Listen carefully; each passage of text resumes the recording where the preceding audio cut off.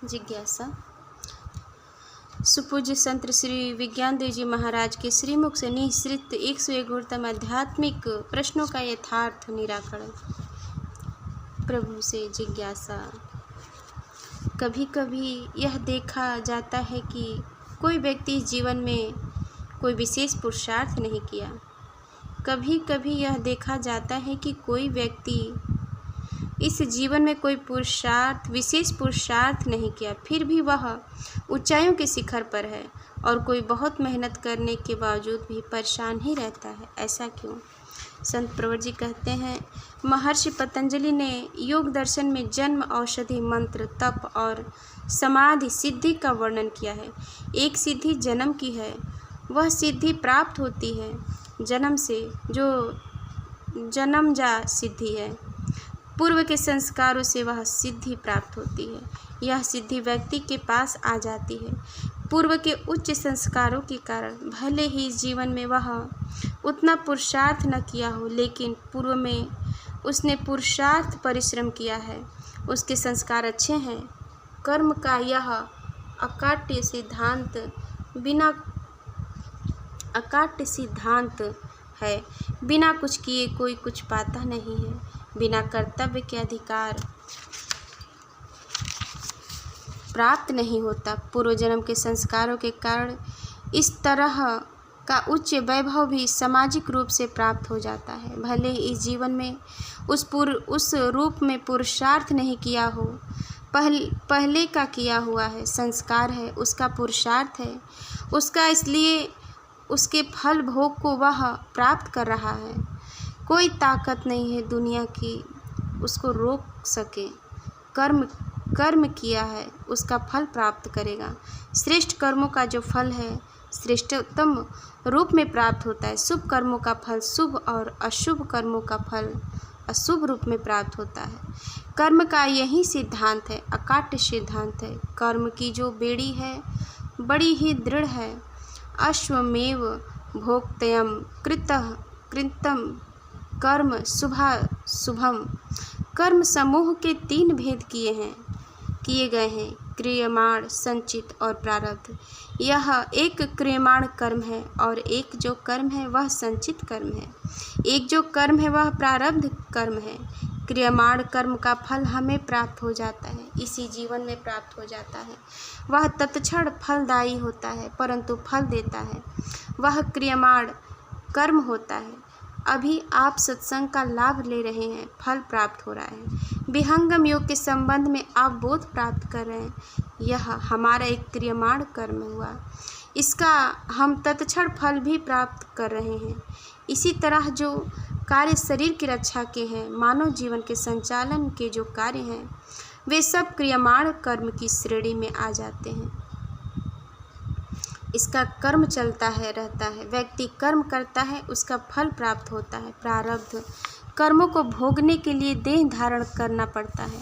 देह धारण करने पर नवीन कर्म होते हैं, जिन कर्मों के फल को हम इसी जीवन में प्राप्त कर लेते हैं।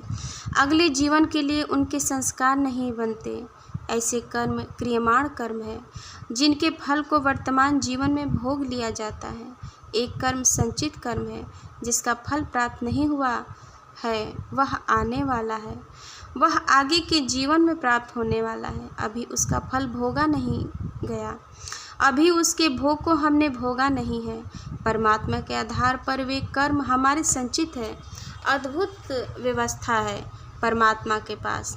सबके कर्मों का लेखा जोखा है। सबसे बड़ा कंप्यूटर जो है ईश्वर के पास है, विश्व का सबका लेखा जोखा है उसमें, और उसके कंप्यूटर के वायरस नहीं जाता उसमें, और उस कंप्यूटर में वायरस नहीं जाता, किसी प्रकार की कोई त्रुटि नहीं होती। ईश्वर के लेखा जोखा में उसके पास सबका हिसाब किताब है, क्योंकि वह क्या है? फल प्रदाता है।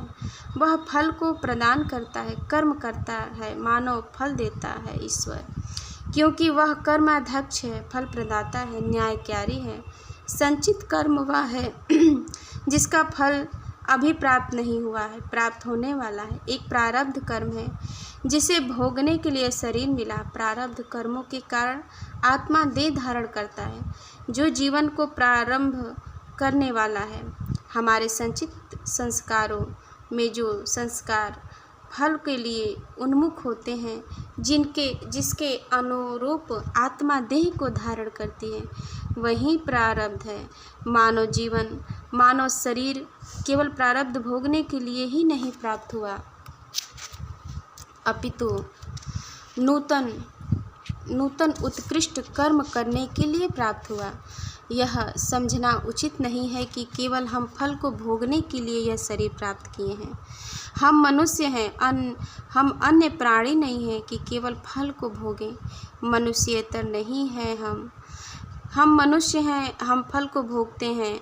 पूर्व जन्म के और नूतन नवीन उत्कृष्ट कर्मों का भी सृजन करते हैं। हम उन कर्मों को नष्ट भी कर देते हैं जिनसे बंधन प्राप्त होता है। यह अधिकार केवल मानव के पास है और किसी जीव के पास यह अधिकार नहीं है।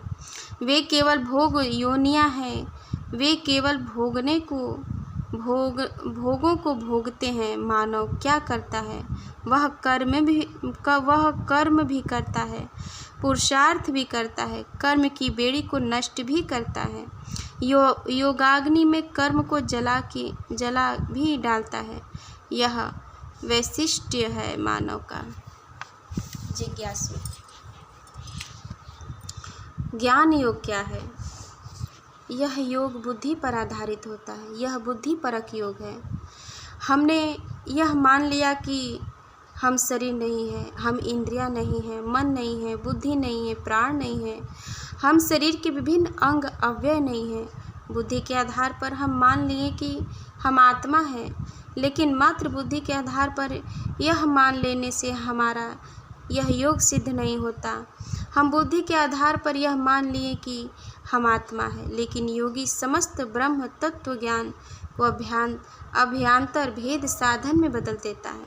समस्त सिद्धांत को वह क्रिया रूप में बदल देता है।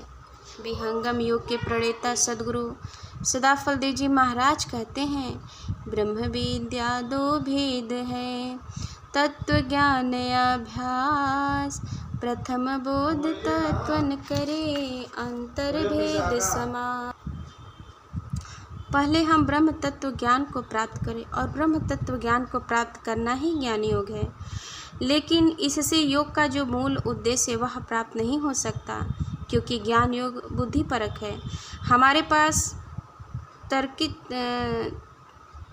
तार्किक ज्ञान है, लेकिन यह आध्यात्मिक उपलब्धियों को नहीं प्राप्त कर सकता। आध्यात्मिक ज्ञान की उपलब्धि एकमात्र विहंगम योग के द्वारा संभव है। जिज्ञासु, ज्ञान की क्या परिभाषा है? जो संत प्रवर जी कहते हैं, जो वस्तु जैसी हो उसको वैसे ही जानना ज्ञान है। जो वस्तु जैसा रहे तैसा वाको जान, रूप बोध निर्भ्रांत है, संशयहीन सज्ञान। सर्वेद में सद्गुरुदेव यही बोध हमें प्रदान करते हैं। जो वस्तु जिस रूप में है उसको उसी रूप में संशय रहित निर्भ्रांत जानना ज्ञान है। ज्ञान के दो भेदों को सर्वेद में सद्गुरुदेव ने अभिव्यक्त किया है। एक परोक्ष ज्ञान है और एक अपरोक्ष ज्ञान है। ब्रह्म तत्व ज्ञान को परोक्ष ज्ञान कहा जाता है और आध्यात्मिक अनुभव के ज्ञान को अपरोक्ष ज्ञान कहा जाता है। प्रेम से बोलिए सद्गुरुदेव भगवान की जय।